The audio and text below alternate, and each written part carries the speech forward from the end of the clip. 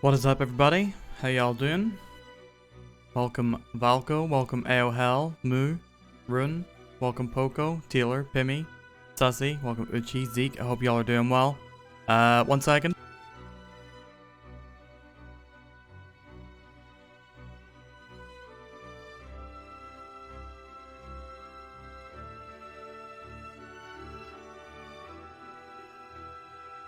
Sorry, quick interruption. Hello everybody, how y'all doing? Lurkers, anybody who's joining us, it's me, PB.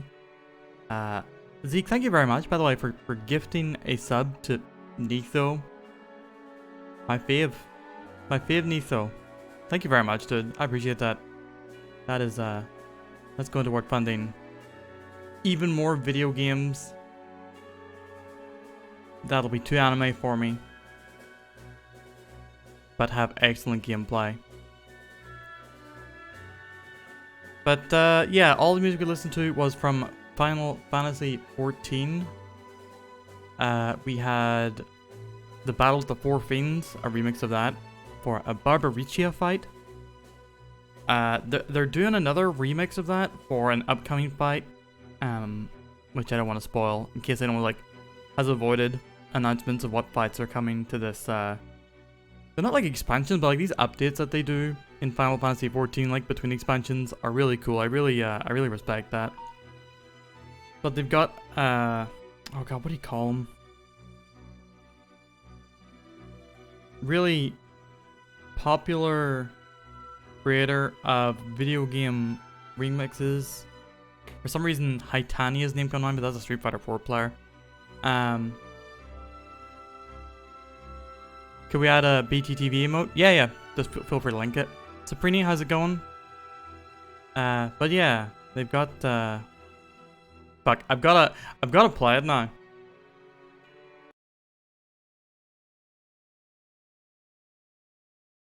Hyadine, that's it. Hyadine, who wants me to really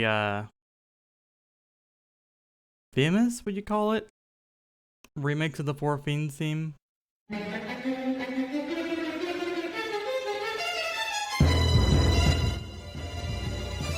Yeah, they've got this guy. He made this like decades ago, and they've got him doing an actual official remix for Final Fantasy XIV, which I think is just the coolest shit.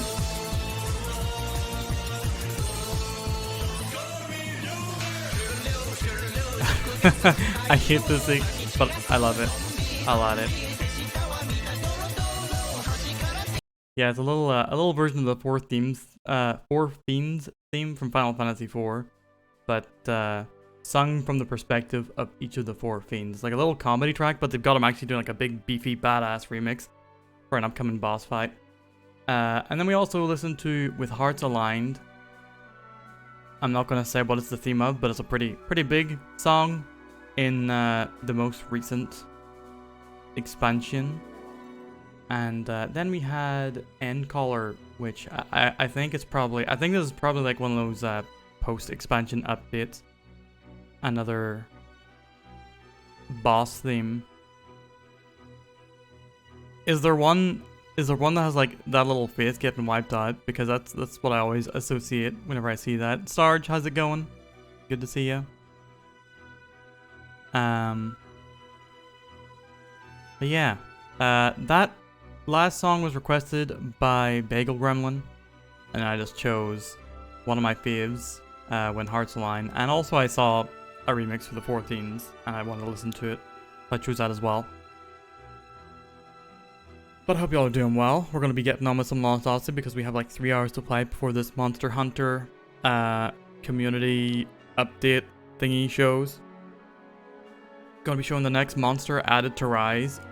Will it get me playing Rise again?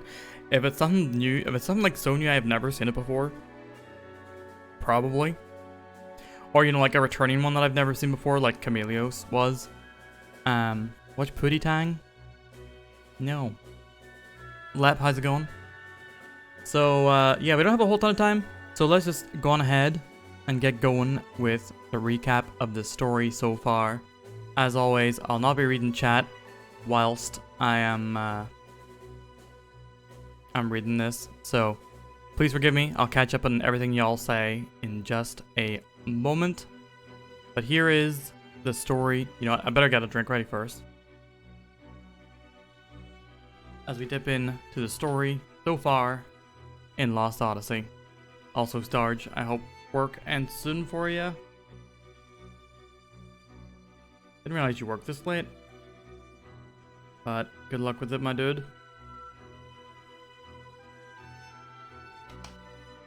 Alright, here we go.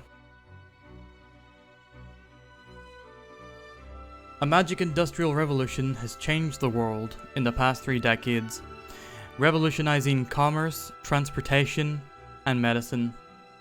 At the same time, the discovery and increasing use of magic has resulted in the spread of monsters and the ongoing transformation of the environment. The magic industrial revolution has also brought war in new and devastating forms. One form saw a meteorite dropped on the battlefield of Wall, where the nations of Ura and Kent were to fight a decisive battle. As one of the 2 survivors of that battle, Kaim Argonar is a soldier, called back to the Republic of Ura for questioning to find out how exactly he could survive such a cataclysm.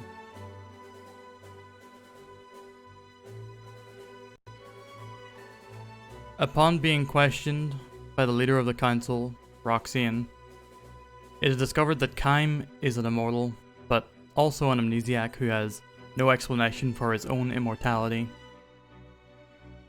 Gongora, a mage and member of the council, takes responsibility for Kaim, having researched immortality in secret, and is also held responsible for the meteor's fall at Wall, which is blamed on the malfunctioning of Grandstaff, a gigantic magical engine overseen by Gongora. Kaim is charged by Roxanne to inspect the site, since his immortality would provide him safety from harm, while Gongora is placed under his house arrest for keeping so many secrets from the council. Roxanne partners Kaim with Seth, a woman who is discovered to not only be both an immortal and an amnesiac, like Kaim, but one that Gongora seemingly didn't know about. Gongora, not trusting Seth or the council, tells Kaim to take with him another one of his own agents,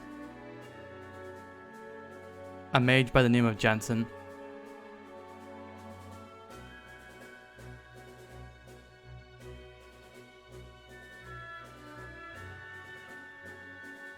Along the way to Grandstaff, Kaim is plagued by memories of his past lives that surface as dreams. Amongst those memories, one recurs frequently. Kaim and an unknown woman, who he suspects to be his wife, watch their young daughter Lirim jump from a cliff to her death, while a shadowy figure watches from the distance. The trio investigate Grandstaff, only to be interrupted by the army of Namara, led by the General Kakanis.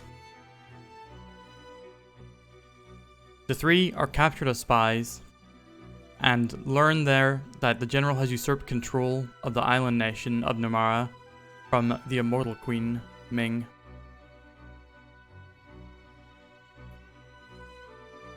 Jansen leads an escape attempt and tries to kidnap the queen, ostensibly to free her from the general's manipulation, but fails. Meanwhile, Seth rediscovers memory of her and Ming being friends, but is unable to follow up on them as the trio is recaptured. However, on reaching Namara, the 3 of them are freed, seemingly out of Ming's mercy, even though Ming does not seem to remember Seth. However, in reality, Kakanis is having his spies steal the 3. Kakanis is looking for a means to gain an advantage over Ura, seeking to start a war against Ura's increasing development of dangerous magical weapons such as Grandstaff.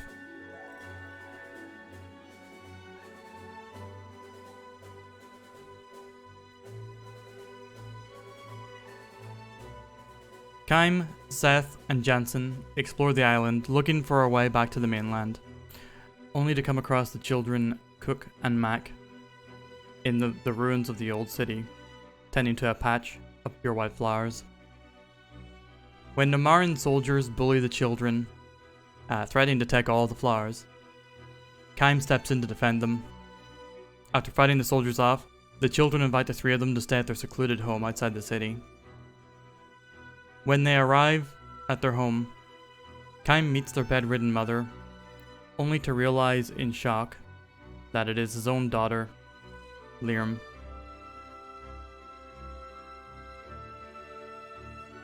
The same that he had seen jumping to her death in his dream time and time again.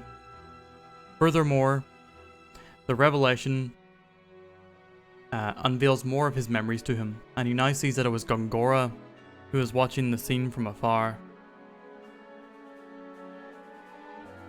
Clearly an immortal like Kaim, Seth, and Ming, given that he had not aged since the memory. Liam, who had been sick for quite some time, entrusts Kaim with the care of his grandchildren, Cook and Mac, before passing. Our trio of travelers join the children in holding a funeral for Liam. Later that night, Kaim swears revenge against Gongora, who he now surmises is responsible for the memory loss of he, Seth, and Ming, as well as Liam's jump from the cliff that separated them so long ago. Furthermore, he remembers that there was another immortal, his wife, Sarah, who he intends to find.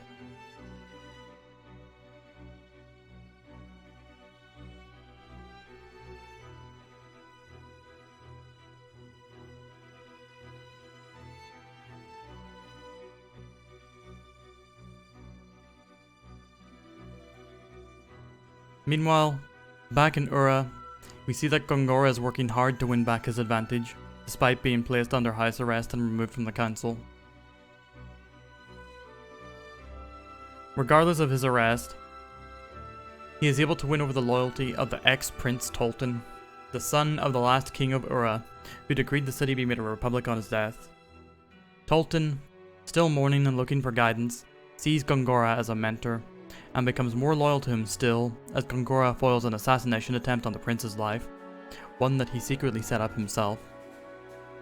Tolton is then attacked by magically animated mud golems, revealed to be under the control of the head councillor, Roxian. Roxian states that Tolton's continued life is a threat, as he could potentially restore the monarchy at any time. Tolton assures Roxian that he has no intention of doing that, but is eventually forced to defend himself against the councillor's magic, killing him in his own courtyard. Gongora, who had seen the entire proceedings, assures Tolton that he can have Roxian's death discovered to be an accident. The mage convinces the young noble that, in order to prevent unrest in the ensuing power vacuum, Tolton has to become the king, and to make Ura a monarchy once more. However, Tolton doesn't realize that this Roxian is a fake, another mud golem, all of which were made by Gongora. We later see the real Roxian assassinated in his own offices by a snake monster of Gongora's creation.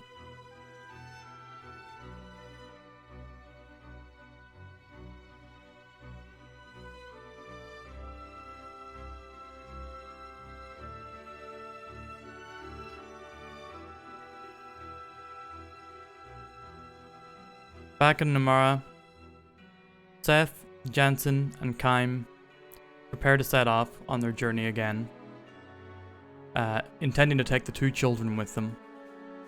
Before they can set off, however, Cook finds Kaim with the news that Mac, her younger brother, has gone to the Crimson Forest with the intention of showing some flowers that he had grown to his mother's spirit. She explains that the Crimson Forest is a dangerous place where the spirits of the dead linger, and has been barred off from access by the Queen.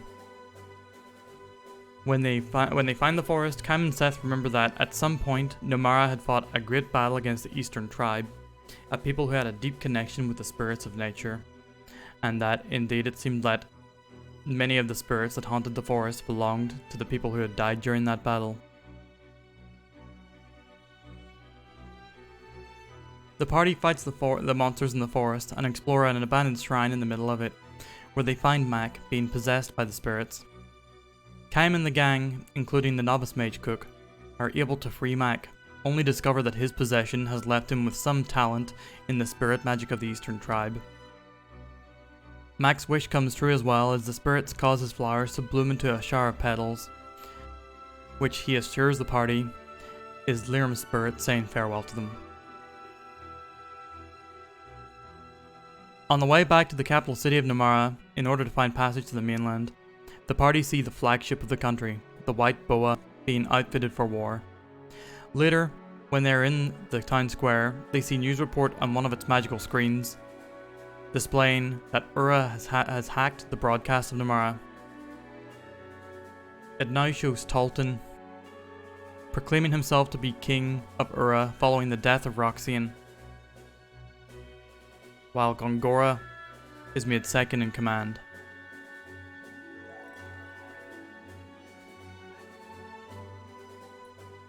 Talton shows the White Boa in Namara being outfitted with weapons. When they hear Jensen's voice, the party realizes that the quote-unquote footage comes directly from Jensen's own viewpoint. Jensen admits to being a paid mercenary from Gongora, but had no idea that Gongora could literally see everything he was doing. Furthermore, it's revealed that Jensen was given a magic pellet that could erase Seth and Kaim's memories if they ever started to remember anything, but that he used this device against a guard during their earlier escaped attempt from prison. This does not offer much help, however, as the party is discovered and captured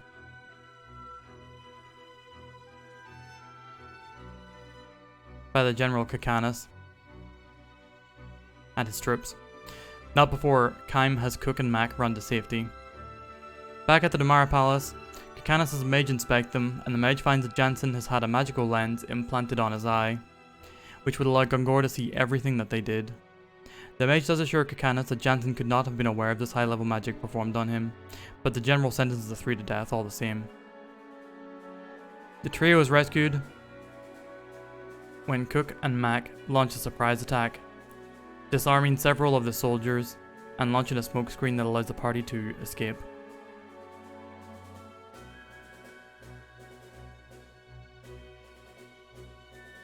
Unable to head through the heavily guarded front of the palace, they head deeper inside, only to find the quarters of the Queen Ming.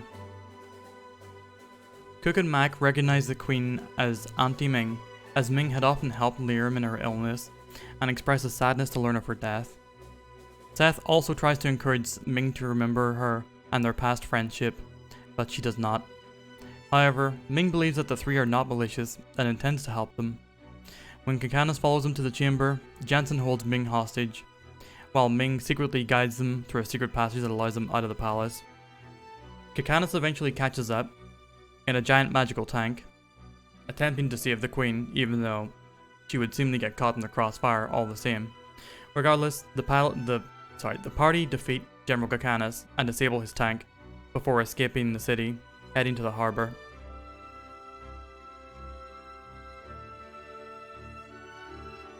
Reaching the port, Seth has an idea to steal one of the ships there, and what's more, finds that one of the latest vessels is being outfitted with the engine of Seth's own former ship. The ex-pirate steals the ship, and they escape Namara despite the army's attempts to blockade their exit. They reach the open waters, but Seth claims that the newly built ship is not powerful enough to take them past the...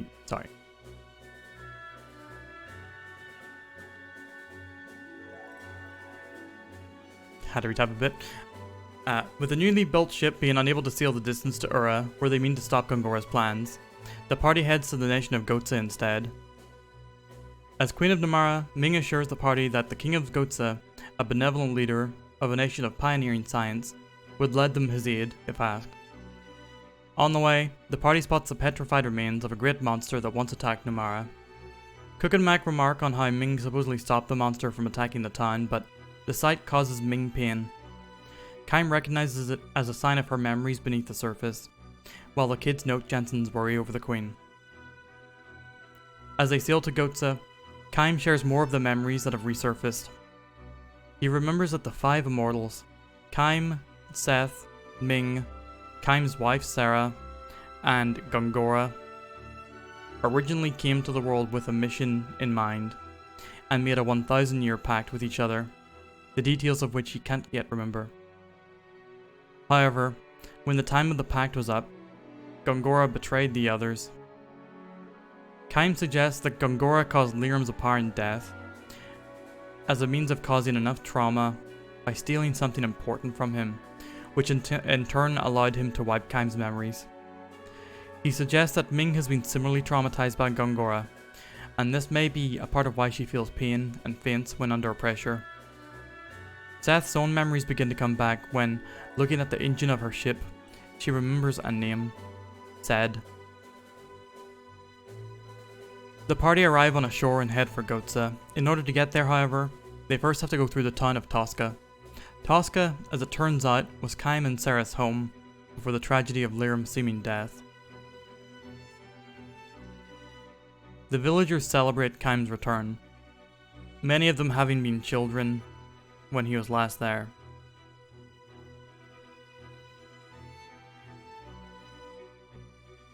And he learns from the innkeep that the path to Tosca has been sealed by a powerful magic, and that the only one he knows that could unseal it is an old sorceress that has, coincidentally, taken up residence in Kaim and Sarah's previous home. Kaim and the party investigate the home only to find it haunted by spirits, empty and falling into ruin. They follow the spirit of a little girl, one who looks remarkably like Liram, while Kaim experiences memories of his life with Sarah as they explore deeper. As they venture through the mansion, they find fragments of a poem, one that Kaim doesn't recognize but Cook and Mac find familiar. Eventually, in a hidden chamber beneath the manor, they go through a maze of magic mirrors until they find the sorceress, hiding amongst a basement full of things that belong to Kaim's child, Liram. The sorceress, lost in a delirium of sadness and anger at her solitude having been broken, lashes out at the party. Aiming to enlist the help of the sorceress to open the path to Gotza rather than to outright defeat her, Kaim and the others fend off the magical elementals that drain the sorceress of her life as they fight, highlighting that she has truly lost control of her magic. Able to dispel her conjurations, Kaim watches as the sorceress's magic disguise wears off, revealing none other than his own wife and Liram's mother, Sarah. Sarah, still lost in an amnesiac fog and given up to feelings of loss and guilt, lashes out at the party. At this point, Mac and Cook realize now how they know the poem, and they begin to sing. The poem fragments belong to a lullaby that Sarah would sing to Liram, and in turn, Liram sang to Cook and Mac. This song seems to get through to Sarah enough, enabling her to fall out of her trance. Sarah and Kaim tearfully reunite.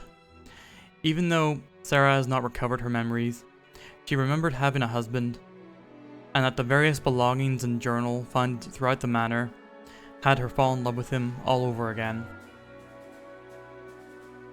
Kaim explains their situation, including Gongora's betrayal, Liram's survival and recent death, and the survival of her 2 grandchildren. Feeling hope for the first time in decades, Sarah joins the party. Leaving their old home behind for good, Kaim and the party travel to the caverns leading to Tosca, which Sarah had previously sealed in her amnesiac state as the sorceress. On opening it, they find the cave littered with beasts and the corpses of soldiers. Sarah had seemingly sealed the cavern up to fend off an invasion, showing that, even in her delirious state, she was still attempting to protect the place that she, Kaim, and Liram called home.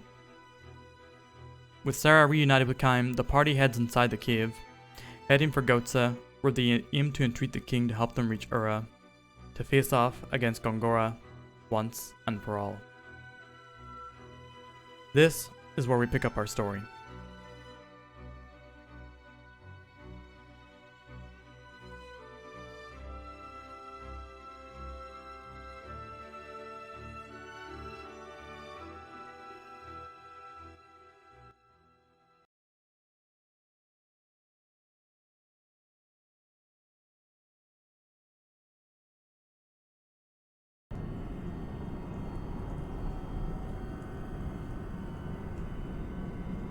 Okay, we back. Starge gone. Thank you, everybody. I think I'll probably abridge a lot of that for next time. We probably don't need quite as much detail, not in every leg of the journey going forward. But yeah, that's where we are. We got our wife, Sarah, back. We're both very hot and immortal. And yeah, we're heading through this cave, the Black Cave, aiming to find the King of Goatsa to get a ship that will allow us to travel to Ura, where we're going to take down Gongora. Hey, weeboo.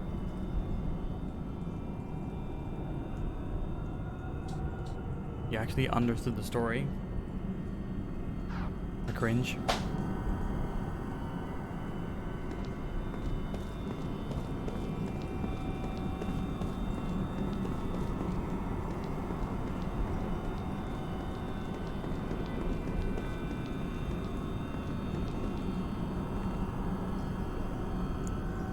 The place is terrifying. No wonder it's called the Black Cave.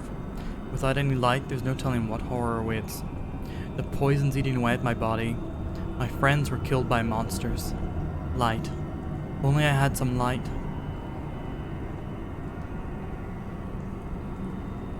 What's that? The last thing this dead soldier wrote, it appears.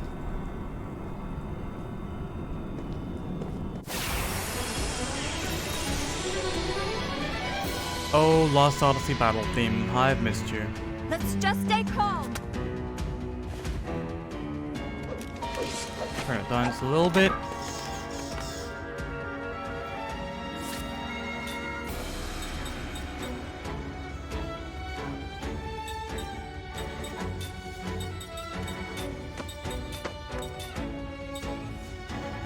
All wind right.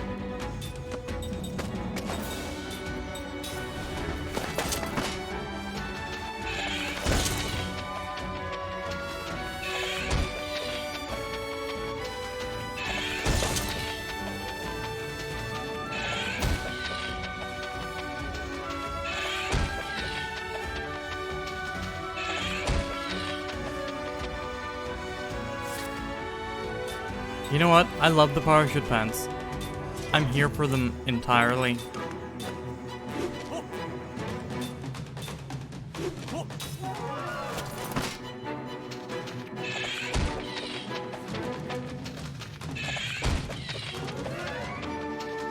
Yeah, left. It's an absolute bop, this track.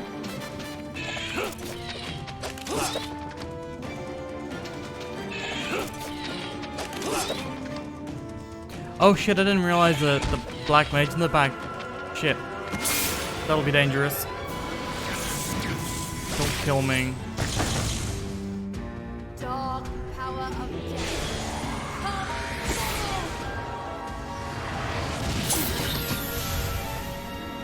Oh, and he does counter attacks. I totally forgot about this guy.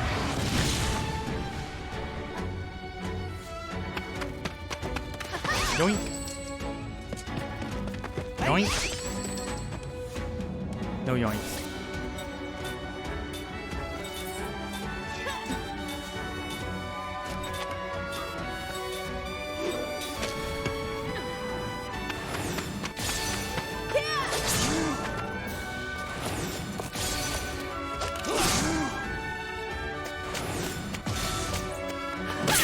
Smack him, Sarah.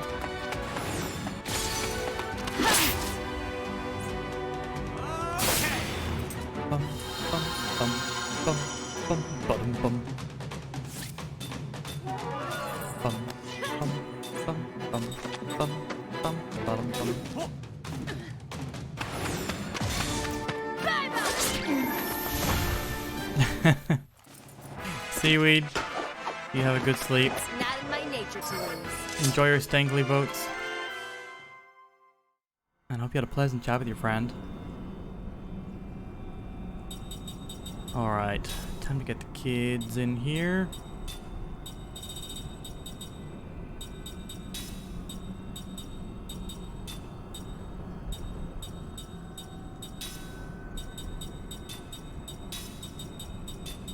Let's go. Mac the frontliner.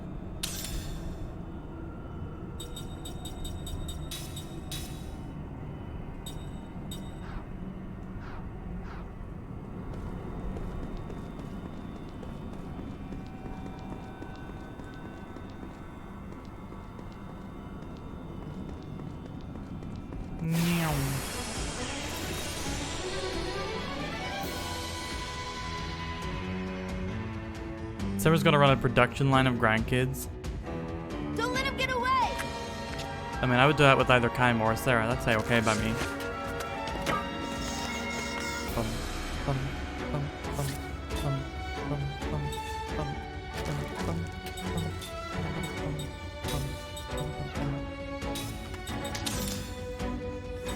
These things are magic, right?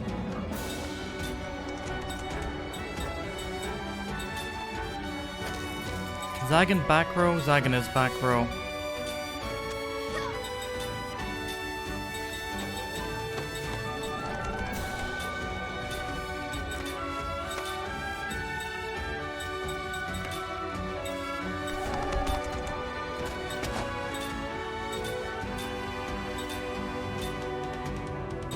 Bum, bum, bum, bum, bum, bum, bum, bum.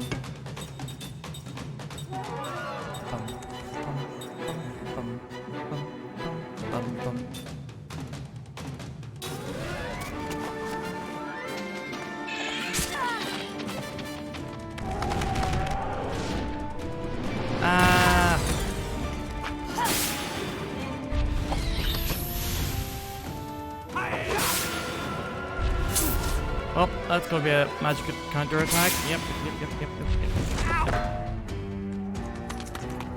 goes!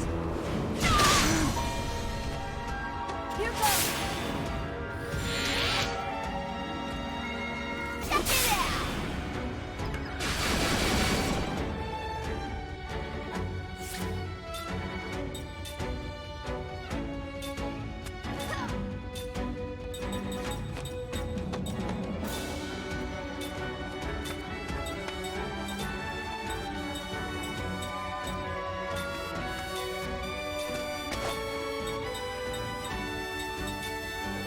What is Zagan? Earth type, so that is wind. Winda?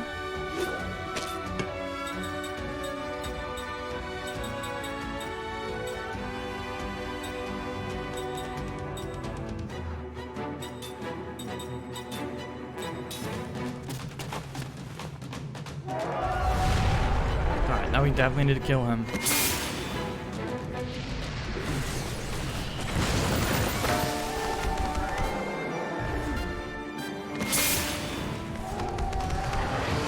Oh, damn.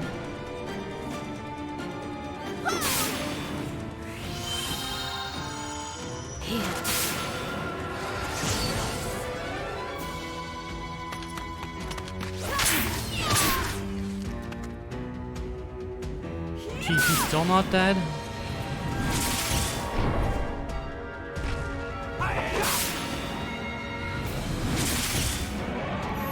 There we go.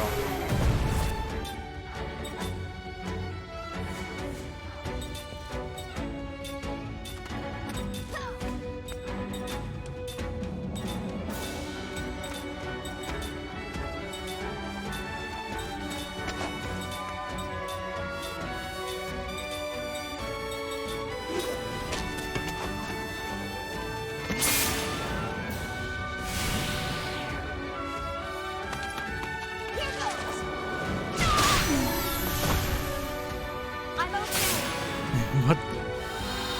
Which is the Winu song? I simply wish to know the Winu song.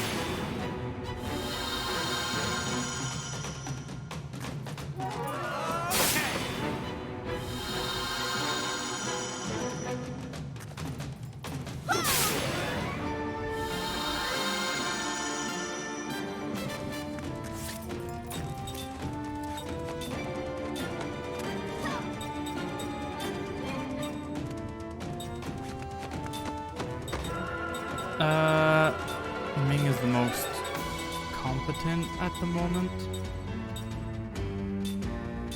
Try some gamble.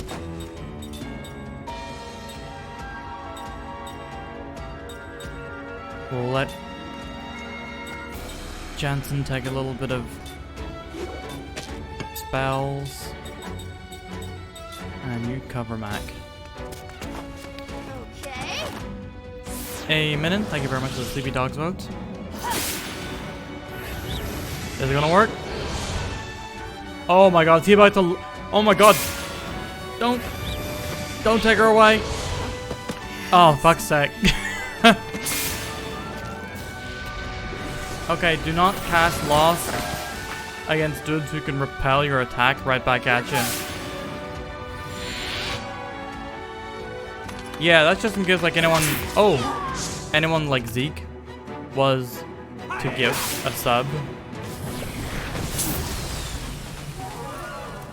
Zeke, what would you like your... Oh man, this isn't good. What would you like your 4 votes to go towards?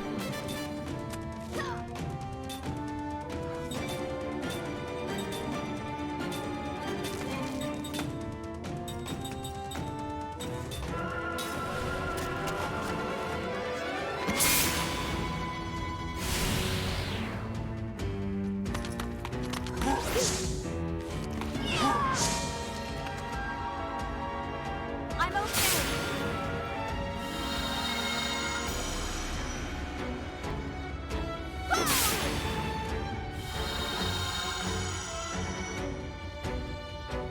Alright, we're gonna need another frontline fighter in here.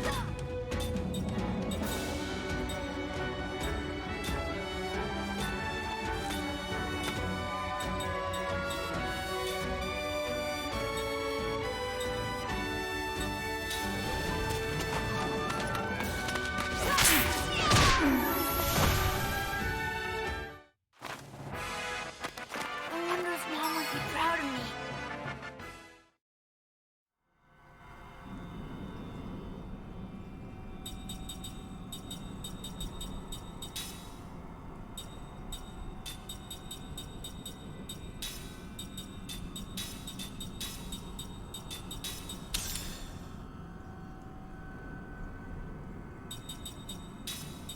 Heal Jensen up.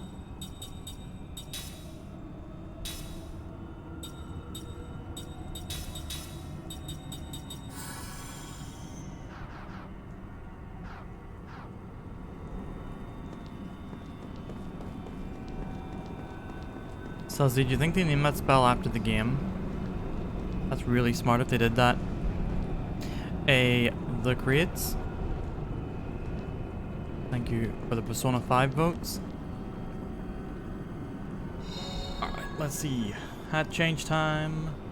Na na na na na na na na na na na na na na na na na. This is the hat change song. Na na na na na na na na na na na na na. 91 hats? God damn. 34.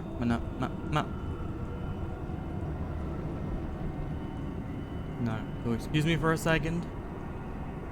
I'll be back in a moment.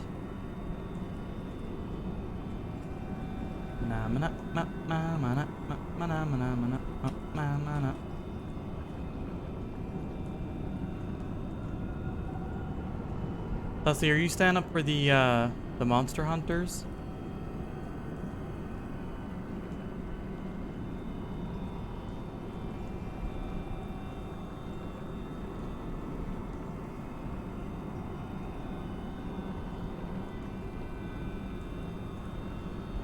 Like me,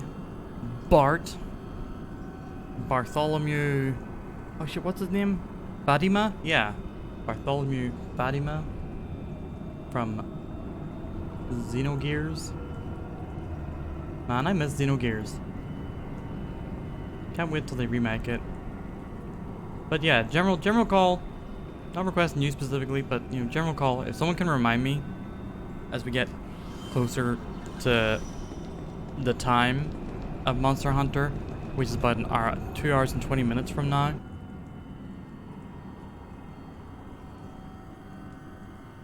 Remind me that it's happening. Because I would like to watch it.